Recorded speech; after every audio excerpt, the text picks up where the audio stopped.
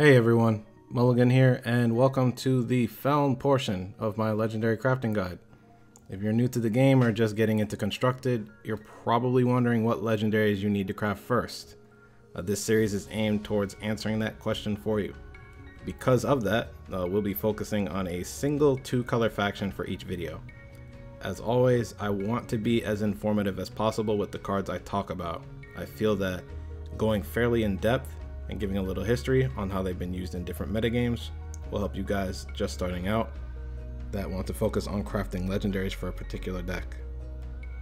For this video, I'll be mainly focusing on well-established decks, and within each archetype, I'll be talking about the essential legendaries, which you should always craft first, and then the optional legendaries, which are cards that occasionally find their way into some decks, but are usually metagame dependent. However, for this particular video, I will also have a separate section of legendaries to keep an eye on as the metagame develops. Any legendary I don't mention is either highly experimental, doesn't fit the general game plan of the popular decks you would see, or is just plain bad. Let's get into it. So the major archetype that we'll be touching on for this video is Feln Control, and this is going to include traditional Feln Control and Stonescar control decks. So let's start off with the essential legendaries. There's two of them, being Black Sky Harbinger and Vara Fate Touched. But let's talk about Black Sky Harbinger first. A 6-power 3/5 unit requiring 1 primal and 1 shadow influence to play. It's got flying and lifesteal, and when it comes into play, you deal 1 damage to each enemy. This is the first legendary you'll need to craft if you're trying to build a Feln Control deck. It's a pretty good card on its own that can help you stabilize towards the late game for a win, especially against aggro decks with a lot of X1 units like Jitolus. The real reason to craft these is that this combos with Withering Witch as a one-sided board clear. The 2-card combination is the only way Feln can really clear an opponent's board currently. Again, outside of that, it's a decent 6-drop that's easy on the influence requirements. Despite me personally thinking that this card is slightly overrated, crafting 4 copies of these should be top priority when it comes to building Feln Control. So Vara Fate Touched, 8-power 6/6 unit requiring 3 shadow influence to play. She has deadly, and when you play a shadow unit, including Vara, play an additional shadow unit from your void. Out of all the 8-cost Scion cards that we have, this one is the only one that currently sees any real play. Her effect is very powerful, and she will end games if not dealt with. Feln Control decks have realized how powerful she can be with their kit, and Vara is showing up in more and more control lists. I've even seen it in Stonescar control decks since they are so similar to the standard Feln Control. I would only craft 1 copy of Vara though. Why? Well, because Feln Control decks typically don't run more than 2 copies unless they're trying to beat other control decks in something like a tournament setting. And if you finish Vara's story in the initial campaign, you'll get a copy of this card for free. Value. Moving on to the optional legendaries, there's 2 of these as well. They are Snow Crushed Animist and The Last Word. Let's talk about Snow Crushed Animist first. 8-power 4/5 unit requiring 2 primal and 2 shadow influence to play. He has deadly. When he comes into play, you kill all enemy units with 3 strength or less, and you stun all other enemy units. This card is often forgotten about, I feel. It's actually my favorite Feln legendary. This sees fringe play in Feln Control decks. You'll see it in some tournament lists for the archetype, sometimes in the main deck and sometimes in the sideboard. I feel like there's a few reasons why this usually doesn't make it into some lists. Deck space being the main one. That, and there's just other effects that you could be running instead of this. And also, we can't forget that the 8 cost is very high, and you could argue that this card doesn't do quite enough for an 8-drop. It's a situational board clear that will stun most popular units, but not all of them, and the stun isn't even permanent. The stat line would normally be underwhelming for an 8-drop, but the fact that this has Deadly kind of makes up for that. It's not a bad card per se, but it's definitely not essential for Feln Control. After you get the other legendaries you need, I would consider crafting 2 copies of these for Feln Control.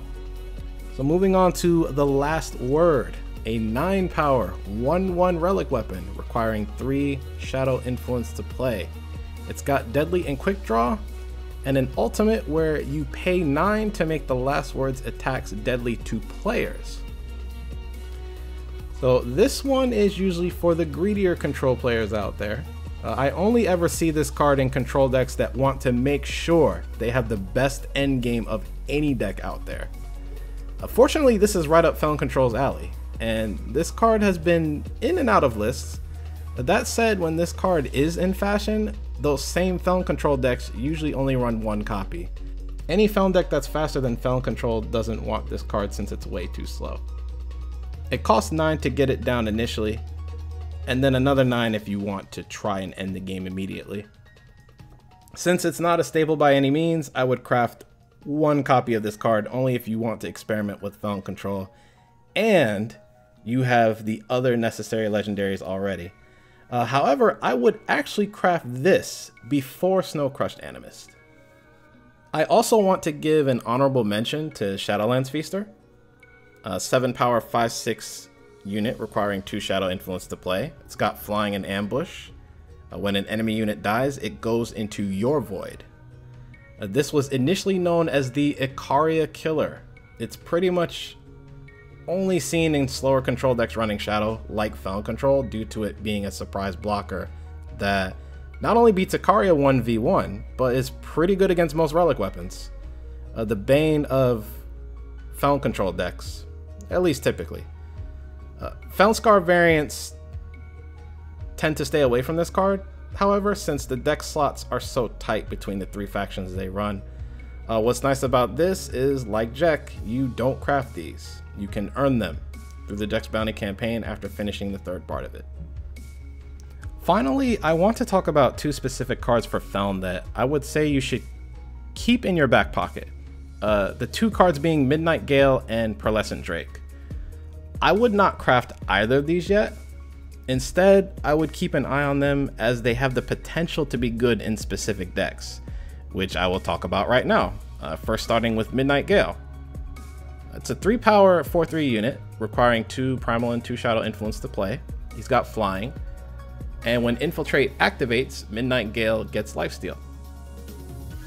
So this card was largely mocked due to being the biggest example in the game that supports the dies to removal argument.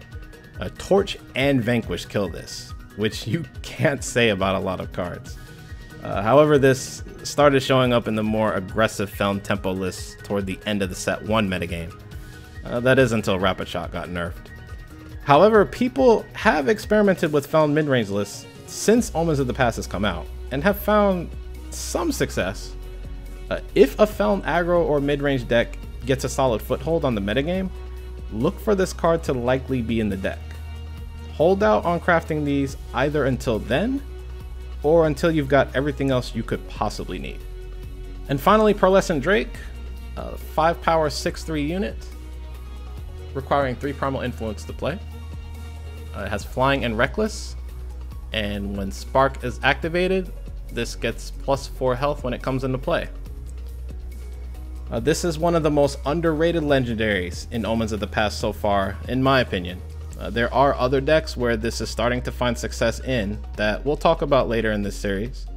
This just looks like it would fit pretty well into a Feln midrange deck, or maybe even be the top end of a Feln aggro tempo style build. Like Midnight Gale, I would hold out on these as far as Feln is concerned, but if more aggressive Feln decks become popular, don't be surprised if you see a few copies of this card in them. That will be the time to consider crafting these. That's it for the Feln portion of the Legendary Crafting Guide. If you're just starting out, let me know if these videos have been helpful to you. Hopefully I've pointed you guys in the right direction. If you liked the video, feel free to give it a like. If you have any suggestions or just general feedback, let me know in the comments section below. Also, Consider subscribing to the channel so you don't miss the future videos, not just for this series, but for the other Eternal content I put out as well. Thanks for taking time out of your day to watch this, and I'll see you all soon. Take care.